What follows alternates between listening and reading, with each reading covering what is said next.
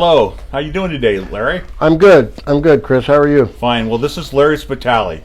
Larry is our newest Arizona drag racing legend, which you can't be a new legend. I mean, that's something you earn all along for all your racing experience.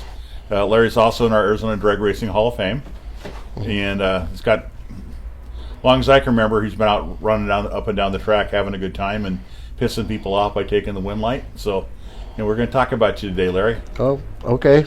So, where were you born? I'm a native. I was born in Phoenix, Arizona at the old Good Samaritan Hospital.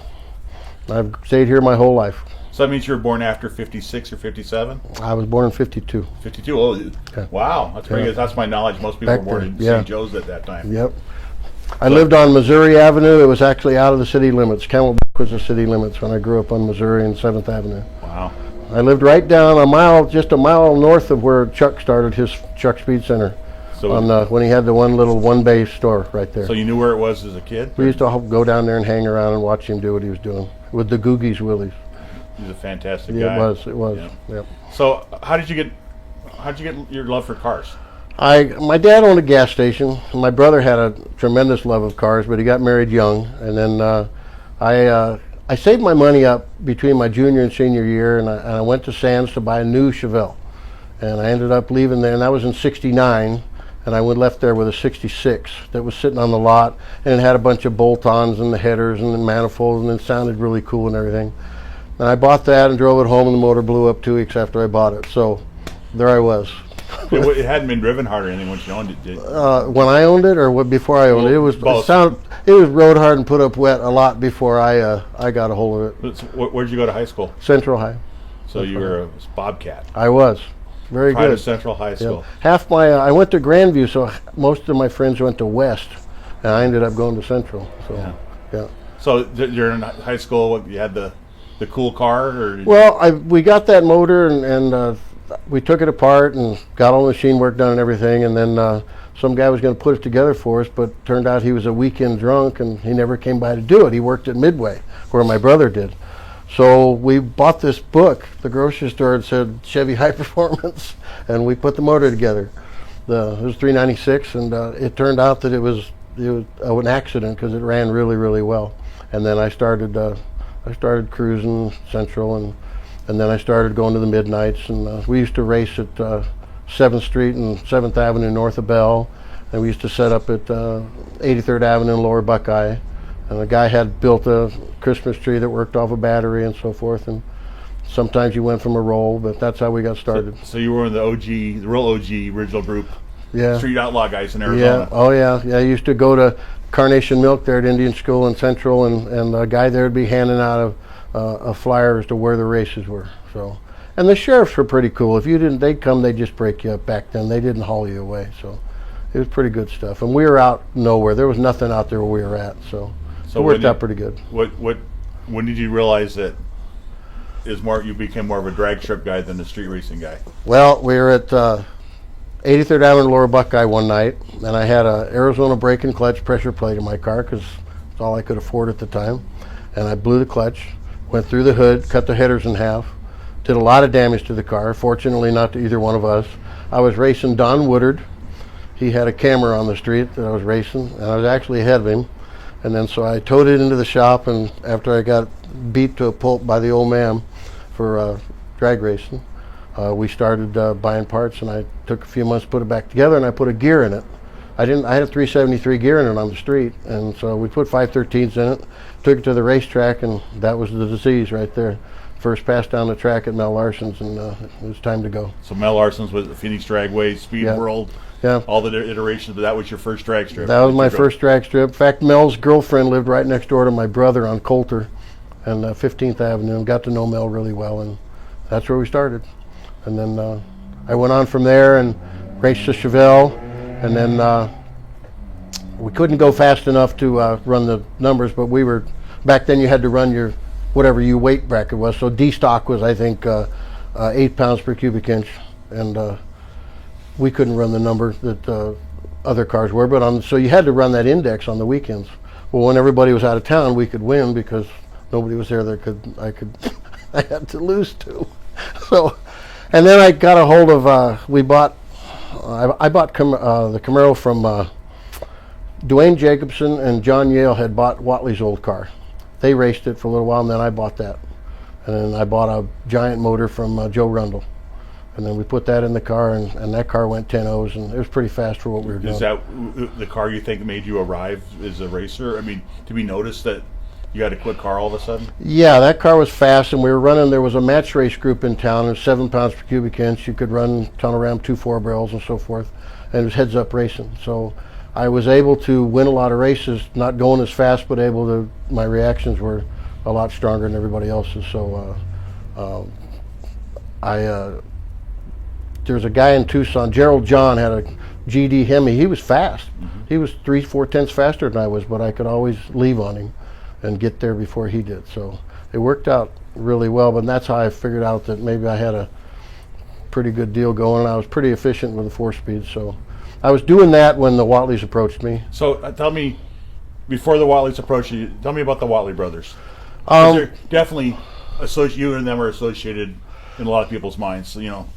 Basically just knew them from buying the car, and I didn't, anytime they didn't race locally much, but when they did show up, I mean, I didn't like them being there because the car was really fast, and nobody could beat them when they were in town. The car worked really well, but they never got anybody in it that was really consistent at racing the car. So they approached me one day about driving the car, and then we went to Tucson and ran the American Hot Rod Association, and they called them regionals. And we went down there and won that first race, and so they told me I could drive the car as long as I wanted to. And then we went on from there. Shortly after that, we went to Fremont and won Fremont. And then we did very well at Orange County that same year. So we chased it really hard in '73, and then Rundle ended up winning the national title. We ran into a cylinder head problem from a machinist, and we had water coming out the header, so we lost some points there, and that cost us. So we ended up, '74, we won the world championship with that car. So what... You went from a local racer, yes, to all of a sudden you were going to out of town to go races. Yes, I was living the dream. What was your first non-Arizona where you went out of town? Not Tucson, but where did you go when you first left the state to go racing? Well, I would say the first one was when we went to Independence, Missouri. Wow. I remember that well. And then Boise, Idaho. I remember my sister was getting married, and they said, go to the wedding, and then we'll leave.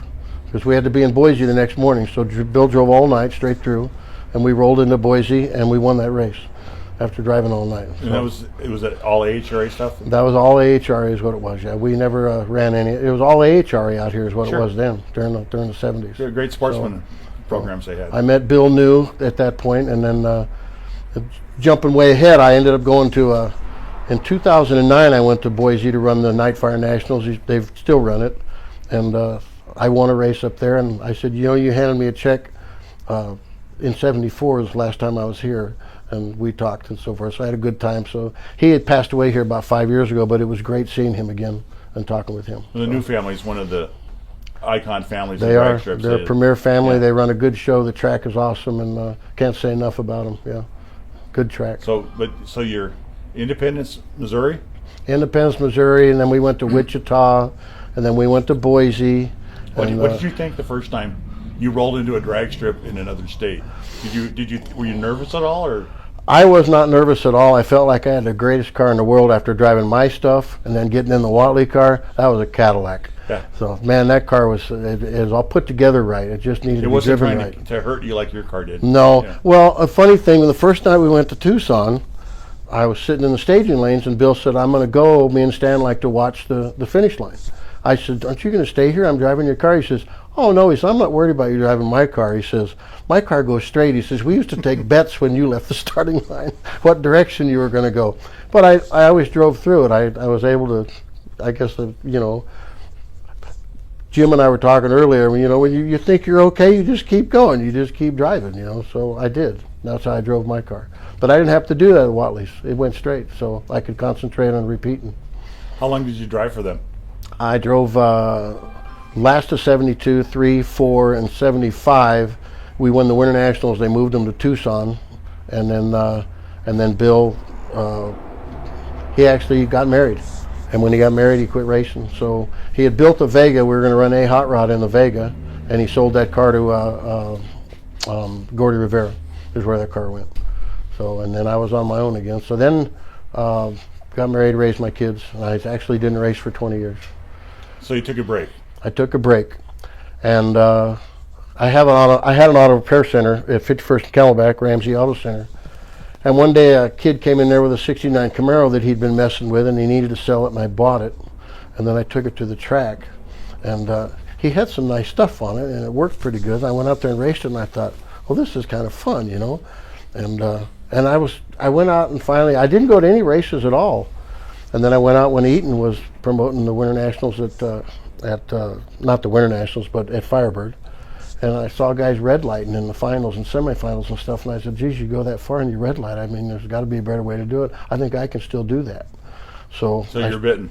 But first time I got in the car, it had a power glide in it with a tranny brake. And I said, what is this? You know, I didn't have a clue. You mash the throttle and let go of the button. There was no third pedal in the car for you. No third pedal. There was a third pedal in my Camaro when I first got it because it used to be a 4-speed car. But I found my... so then I decided I was going to do this, and a friend of mine called me and he says, before you spend all the money to cut up that 69 and tub it and stuff, you might want to go down and look at this car sitting down at Desert Sports Center. So I went down there, and Dave had that black Cherry sitting in the back room. George Husky had traded it in for an electric boat for where he lived. And it had been sitting for a couple of years, and I went and looked at it. It was a full chassis car that Howard Smith had built, H&S race cars, and it had all the right stuff in it. It's just outdated. So they sold it to me for a song and dance, and I took it back, and it had a tired motor in it. And the only person I knew at the time was Scott Shafroff from when we toured, because I met Scott. He used to pit with us. So I called Scott and talked to him personally, and he says, yeah, I'll send you a 383 short block. So he sent me a 383, and then a friend of mine here, Ed Brunig in town, sent my heads over to Doug Moore in California, and he did my heads for me. And then the car ran 990s when I got done with it, and I won a small fortune with that car, the Black Cherry. It couldn't be more It was a thrilled. well-known car even before you bought it. Yeah, it was. And it was beautiful, you know, and then it started going, and then I got this bright idea that all the money races, so I started racing all these money races because that was really the hot setup. And so what money races? The first one was Tucson. AJ Ash and George Montgomery, the guy who started the Million, were promoting a $10,000 a day race in Tucson. So I took the car down there and I won a day out of the blue. I go down there, the car wasn't even lettered. And everybody, who's this guy? You know, they didn't know who I was, but I did really well and I won the race. And then I thought, well, this is really cool. Why race on the weekends when you can follow these money races around? Now there's money races everywhere, and they're paying even more than that. So then there was Vegas. Every Thanksgiving paid $5,000 a day. Boise, Idaho paid $5,000 a day. And then you could go farther east if you wanted to travel, and basically no rules. Bring your car and race and run the number and do your best and win the race. Well, then I got the bright idea, well, maybe it's time to get a dragster because it's getting harder and harder to beat these guys. So we were talking earlier before we started videoing here, and you were the guy who said no dragsters, and you said what? You'd never sit in the middle of a car or center steer. Yep, I said it forever and ever, and then I had a chance to. A friend of mine offered. He was in trouble with the government taxes and stuff, and he said he needed to get rid of the car. I bought the car for a song, and I turned to a dragster, and everybody looked at me like I had three eyes all of a sudden. What year was this approximately? That was in 2012. I bought the dragster, and the mistake I made was selling the Camaro. I had it sitting in storage, but a guy came along in 13 and bought it from me.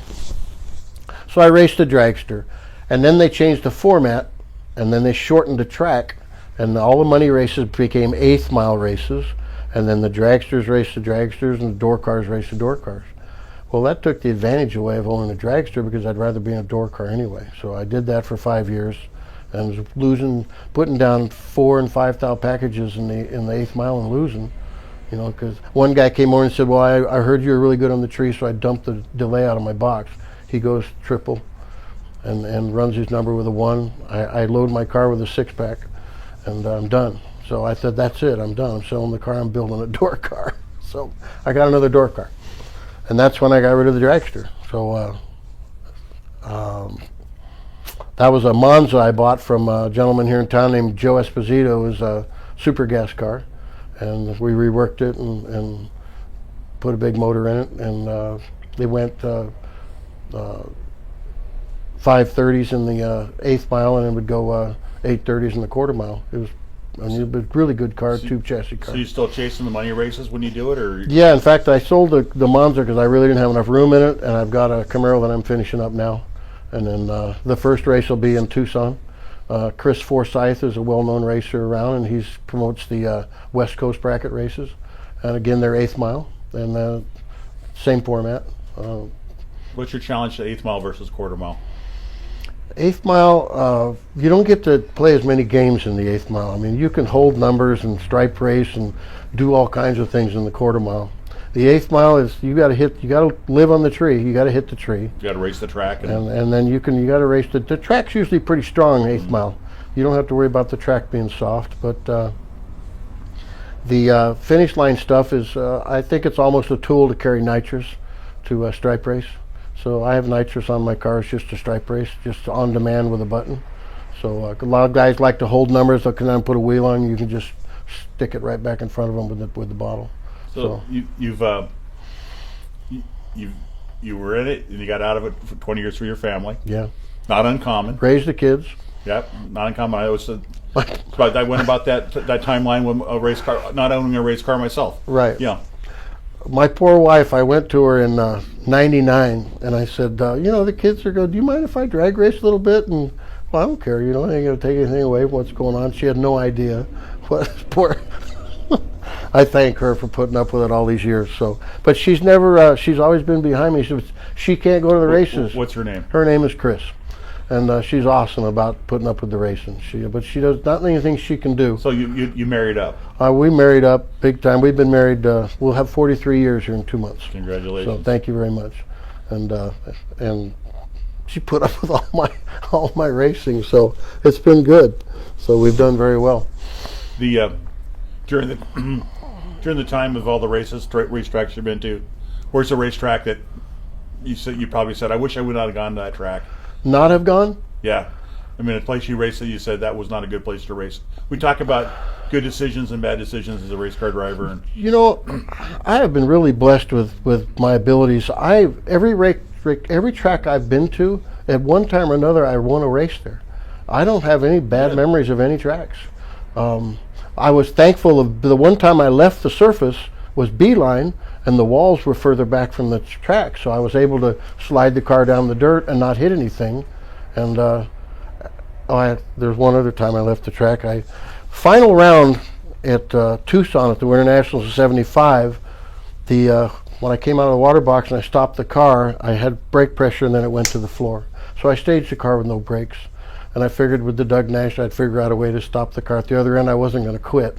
So I won the round, and that was the final, and I headed off into the desert down there. I knew there wasn't anything other than desert, and I just started swerving the car and sashaying it and shifting it down. And you can shift a Doug Nash. You can downspeed I was looking at it. you like, how do you downshift a Doug Nash? But you have to do it like you upshift it. You have to cram it and shove it.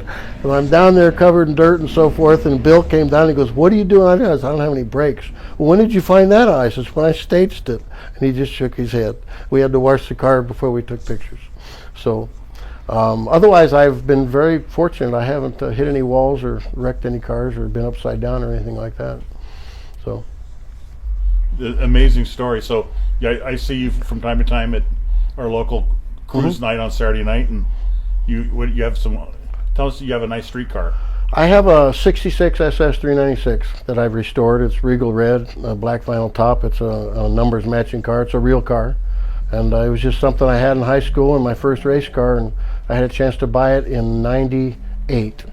And was it the same car? Or? No, it was a wreck. It was the only. I mean, the body wasn't wrecked, but it was 3 different colors: primer and yellow and red and gray, and that other primer color, red primer color, and it ran on about 5 cylinders.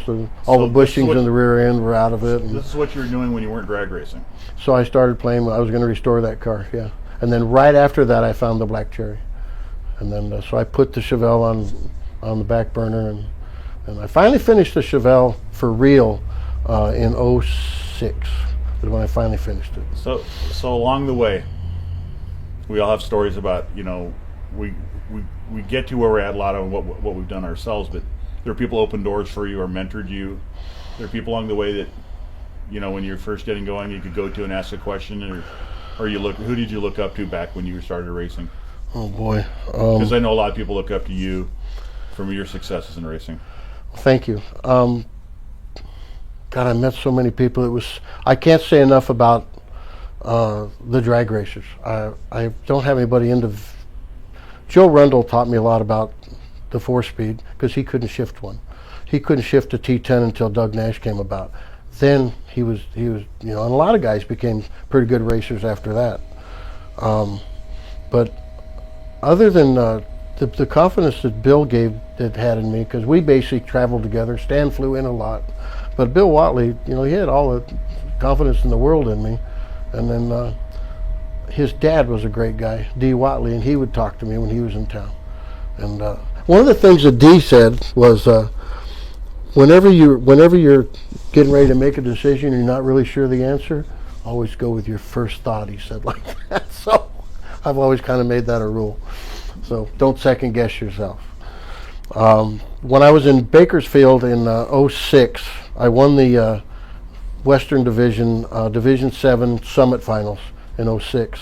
But we got rained one day. And I was sitting there inside the trailer, and we were sitting around talking and having a beer. And I saw this guy's trailer. He put the door up, and on the back of it, it said, "Inside this trailer is a disease there's no cure for." And it's true. It's true. Every time I think I'm done, and I didn't fit in the Monza very well, I sold it, and it wasn't 30 days later, I was talking to my wife. I said, I got to get another car. I'm not done. So I found a Camaro. So I'm painting it right now, and then I'll be out with it. So tell us about tell us about the car. It's a full chassis car, strut front end, lamb brakes all the way around. It's got the new MSD grid ignition system in it. It's got all the right stuff. It's a 540-inch big block. It goes 550s in the 8th mile. It's extremely well built. I knew the guy who had it, and his dad built it, and his dad didn't like driving it because it was too fast, and so they put him in a small block Chevelle, and then they put the Camaro up for sale. And before it even got for sale, a friend of mine called me and said, "Hey, I know you're looking. You might want to check this car." And the only thing bad about it was the paint was pretty rough, so I brought it home and painted it. So your family involved with the racing? No. Just no. They go ahead, Dad. My wife can't take the during qualifying and everybody's getting their time runs and stuff. She can't take that downtime. She's just ready to go. She wants to do things, So she just says, "Go have a good time. See when you get home." So nobody's in it. My grandson is a champion motocross racer. He's 9. He's won several state championships already. He has a chance to get in a mini sprint. I've been trying to encourage him to get inside of a cage because he's already broken a collarbone and messed his wrists up once, and he had a concussion once already. So motocross, all they're going to do is jump farther and go faster. So I'm trying to get him in a car. So when they're young, though, they're fearless. When you start, I know that. Even when they get hurt, they go, "Okay, yep. That won't happen again." Yeah. Yeah, there's no good. No, to do not something many people else. start motocross when they're 50 years old. Do something else next time. And I know guys that do that, and it takes so long to heal. As we get older, you just got to be careful and not get hurt. So, who is your arch nemesis in racing? Arch nemesis. Who would you like to beat? I really got a Rod. I remember he's Fuller. Rod Fuller was the 1990 bracket racer of the decade, and I raced him in Vegas, and I raced him a different way every time I raced him, and he gave me the compliment and told me that I was the only guy that he ever took numbers out of his delay box for, because he knew I was coming off the line. And I beat him like 6 times all one weekend, and we became really good friends after that. But he just couldn't believe it. He says, "Why aren't you out here?" I says, "I got a business to run. I can't come out here and do this full time." But he was not really a nemesis. Just that beating him made me confident and I knew what I was doing. Absolutely, yeah. And then there's been some other ones that I've. So people don't understand this on these money races. It's with the internet and all the social media now, Mm-hmm. we can follow them a lot more. We're more aware of them, but Mm-hmm. there's a whole group of people. That's what they do full time. Right. Right. Now, like you can actually, if you sit down, you could actually run a schedule. And there's guys that run the bracket race schedule. Like you can start in Tucson, and then April in Vegas is the million. They'll pay the winner $250,000, $300,000 to the winner. So, I mean, that's... You racing that this year? Yeah, definitely. And then the other 3 days pay $30,000 a day. And it's just the same thing you do on a weekend. You just go out there and do your job and get through the round. Still working full time? No, I had a young man came and offered mine. We sold the business, and we retired March 1st after 43 years. 42 years. We were into our 43rd year when we did that. So we're done. So it sounds like playing with cars has been really good to you. I've had a really good time with cars. I've bowled all my life, but the cars have they've always been there. I love bowl. I love to bowl, but I love to race the car, and I still do. Well, we know you must love bowling because we I tried to know. film you earlier, and I you had a know. bowling tournament you had to be at. So, I did. so if you're passionate for that, it's like drag racing. People probably don't like to bowl against you either. It's a great sport, and a lot of good people, just like drag racers are. And I just hope that as I continue with the drag racing, I'm confident I can still hit the tree. I'm still grouping the passes, and I'm looking forward to that, especially this car. So you're an AHRA national champion. I am. You're an Arizona Drag Racing Hall of Fame member, Yes. and now you're an Arizona Drag Racing legend. And I appreciate that. I don't know how to thank you guys enough for giving me the opportunity. Well, Larry, we've had a great time and appreciate you being here, and thank you so much for all the entertainment you've given everybody watching you race, because you're always something. You were the guy to watch in the door slammer. Well, thank you very much, and thanks, Chris. Thanks, Bill, and thank you, everybody else. I appreciate it. Thank you.